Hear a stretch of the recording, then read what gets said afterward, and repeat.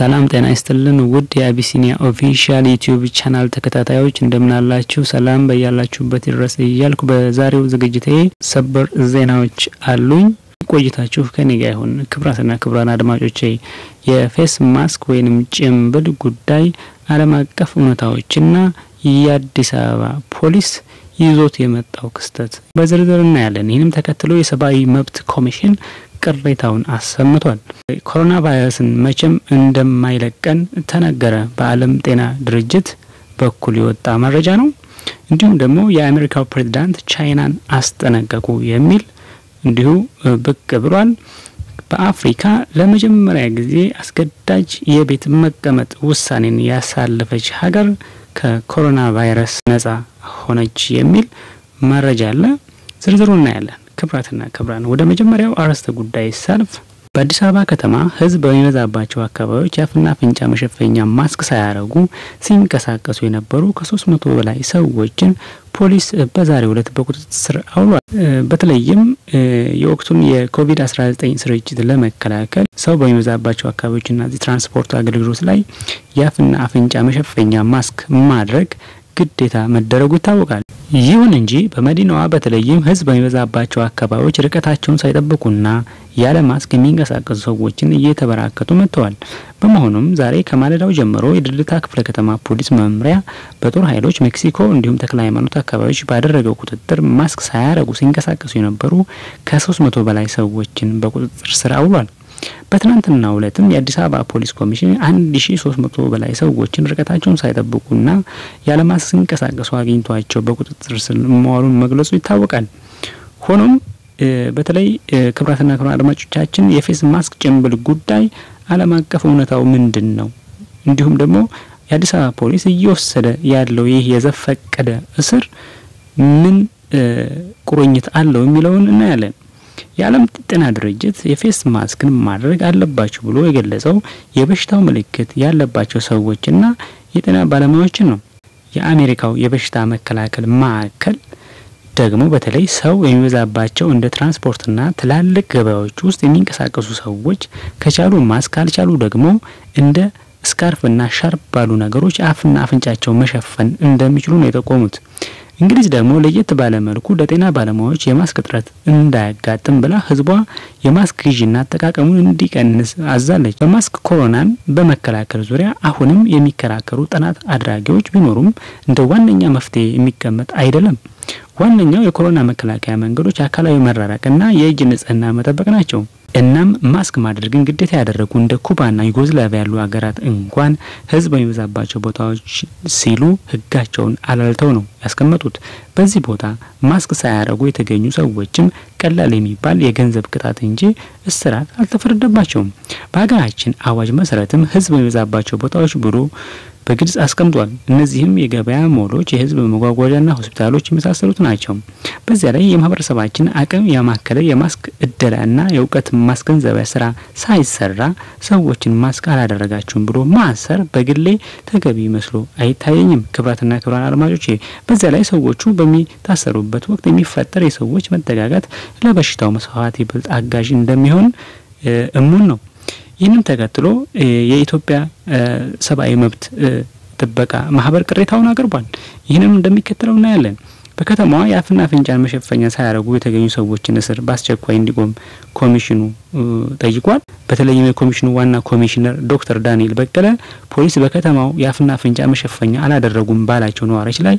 የወሰደው እርምጃ ተገቢነት የለውም ብለዋል ኮሚሽኑ እንደገለጸው ያፍና አፍንጫ መሸፈኛ ማድረግ የዚህን የኮሮና ቫይረስ ስርጭት ለመከላከል አስፈላጊ የጤና መመሪያና ህብረተሰቡ ሊከተለው የሚገባ መሆኑን አልሸሸጉም የአስቸኳይ ጊዜ ደንቡ ማንኛውም ሰው በገበያ በሱቆች በትራንስፖርት አገልግሎት ባሉ የህዝብ አገልግሎት መስጫ ቦታዎችና በሌሎች ህዝብ በሚበዛባቸው የአካል መራራቅና መጠባበቅ በማይቻልባቸው አካባቢዎች ያፍና አፍንጫ መሸፈኛ ማድረግ እንዳለበት እንደሚደነግግ ዶክተር ዳንኤል ተናግረዋል ከዚህ ውጪ ግን በየትኛውም ቦታ ያፍና አፍንጫ መሸፈኛ ሳያደርጉ የተገኙ ሰዎች ሁሉ ላይ የሚደረግ የዘፈቀደ እስር ከህግ ውጭ ከመሆኑም በላይ ለነገሩ ተመጣጣኝ ያልሆነ እርምጃና የታለመለትን ዓላማ ይቃረናል በማለት ዋና ኮሚሽነሩ አስረድተዋል ይህ በእንዲህ እንዳለ የአዲስ አበባ ፖሊስ ኮሚሽን ትናንት ያፍና አፍንጫ መሸፈኛን ያላደረጉ ከ1300 በላይ ሰዎችን በቁጥጥር ስር አውሎ በምክር መልቀቁ ገልጿል። ወደ ተጨማሪ የውጭ መረጃዎቻችን ስናልፍ ከእስራኤል የተሰማ አስደሳች ዜና ነው። ይህም እንግዲህ በእስራኤል መንግስት ታሪክ ለመጀመሪያ ጊዜ ኢትዮጵያዊት በሚኒስትርነት ማዕረግ ተሾመች የሚል መረጃ ነው።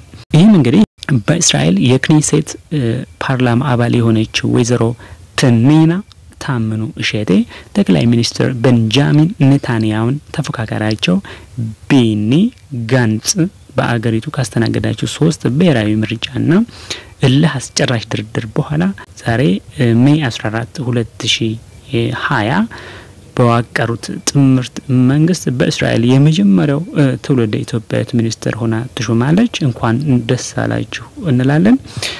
ሌላው እንግዲህ ይህ ኮሮና ቫይረስ መቼም እንደማይለቀን ተነገረ የሚል መረጃ ነው ያለን።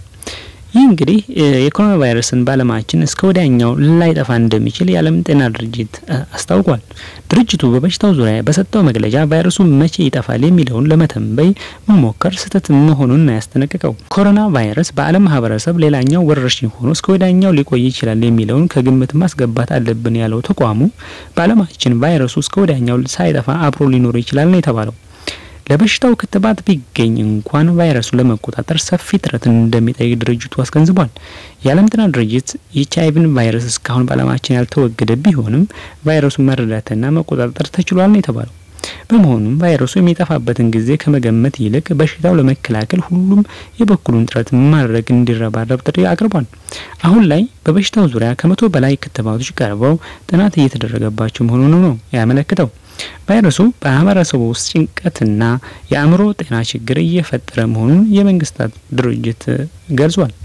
ይህንን ካልኩኝ ወደ አሜሪካው ፕሬዝዳንት ቻይናን ወደ አስተነቀቁበት መረጃ እሄዳለሁኝ። የአሜሪካው ፕሬዝዳንት ቻይና ኮሮና ቫይረስን ወረርሽኝ የያዘችበት መንገድ ዳግም ኮንነው ከቤጂንግ ጋር ያላቸውን ግንኙነት ሊያቋርጡ እንደሚችሉ ነው ያስጠነቀቁት። ትራምፕ ረቡዕ ዕለት ከፎክስ ቢዝነስ ጋር በነበራቸው ቆይታ በርካታ ልናደርጋቸው የምንችላቸው ነገሮች አሉ፣ አጠቃላይ ግንኙነታችንን ማቋረጥ እንችላለን ነው ያሉት። አሁን ብናደርገው ምን ይሆናል በማለት የጠየቁት ትራምፕ አጠቃላይ ግንኙነታችን ብናቋርጥ $500 ቢሊዮን ልናድን እንችላለን ሲሉ ለራሳቸው ጥያቄን መልስ ሰጥተዋል። ይህ ገንዘብ አሜሪካ ከቻይና ጋር ላላት የሁለትዮሽ ንግድ ልዩነት ነው። ከዚህ በፊት ዋሽንግተን ቻይናን የኮቪድ-19 ወረርሽኝ እንደተከሰተ አካባቢ መረጃዎችን ከቀሪው ዓለም በመሸሸግ በመወንጀል ከቫይረስ ጋር በተያያዘ ካሳ ለማስከፈል ጫና ማድረግ ተፈልግ ነበር። ቻይና ይህንን ተደጋጋሚ ውንጀላ ስታስተባብል ቆይታለች። የትራምፕ ጸረ ቻይና አቋም በብዙዎች ዘንድ የዳግም ምርጫ ቅስቀሳ ስልት አካል እንደሆነ ይታያል። ክብራትና ክብራን አድማጮቼ ሞሪሼስ የዚህን የወቅቱን ወረርሽኝ የኮቪድ-19ን ትግል በድል ተወጣች የሚል መረጃ ብቅ ብሏል። በሞሪሼስ ባለፉት 17 ቀናት በኮሮና ቫይረስ ተያዙ ሰዎች አለመገኘታቸውን ተከትሎ ከኮቪድ-19 ጋር የሚደረገውን ትግል በድል መወጣቷን ነው የገለጸችው።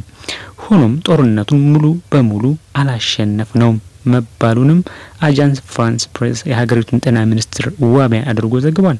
የጤና ሚኒስትሩ ካይሌሽ እጃኩታፖል በሀገሪቱ ውስጥ ከ2 ሳምንታት በላይ በቫይረሱ የተያዙ ሰዎች ላለመገኘቱም ማህበረሰቡ አስተዋጽኦ ከፍተኛ ነው ያሉት። ከኮሮና ቫይረስ ጋር የሚደረገውን ትግል በህዝቡ ትብብር ድል አድርገናል። መንግስት የቫይረሱን መዛመት ለመግታት ያሳለፈችውን አስገዳጅ የቤት ውስጥ መቀመጥን ጨምሮ የድንበሮች መዝጋት እንዲሁም የንግድ እንቅስቃሴዎችን ማቆምን ህዝባችን በጸጋ ተቀብሎታል ብለዋል። አክለውም ነገር ግን ጦርነቱ አላለቀም፣ ጥንቃቄ ማድረጋችንን እንቀጥል የሚል ምክርም አስተላልፈዋል። በሞሪሼስ ደሴት በአጠቃላይ በቫይረሱ የተያዙ ሰዎች 332 ሲሆን 10ዎቹም ህይወታቸውን ማጣታቸውን የተነገረው። በአፍሪካ ካሉ ሀገራትም አስገዳጅ የቤት መቀመጥ ውሳኔንም ያሳለፈችው የመጀመሪያው ሀገር ናት። ምንም እንኳን የሀገሪቱ ውስጥ በቫይረሱ የሚያዙ ሰዎች ባይኖሩም ህዝቡ ጥንቃቄ ማድረጉን እንዲቀጥል ያሉትን መመሪያዎች እንዲተገብር መንግስት ትዕዛዝ አስተላልፏል። በዚህ ሳምንት አንዳንድ መደብሮች የሚከፈቱ ሲሆን ገበያዎች ግን ተዘግተው እንደሚቆዩ አጃንስ ፍራንስ ፕሬስ ዘግቧል። ከዚህ በተጨማሪ ትምህርት ቤቶች እስከ ነሐሴ ድረስ ተዘግተው የሚቆዩ ሲሆን የባህር ዳር መዝናኛዎችም ጋር ድርሽ ማለት አይቻልም። በሰርጎችና ቀብር ስነ ስርዓቶች ላይ 10 ሰዎች በተገኙበት መካሄድ ይችላል ነው ያሉት። ክብራትና ክብራን ለነበረን ቆይታ እያመሰገንኩ የዩቲዩብ ቻናላችንን ሰብስክራይብ ላይክ በማድረግ ክብራትና ክብራን አድማጮቼ ሰላም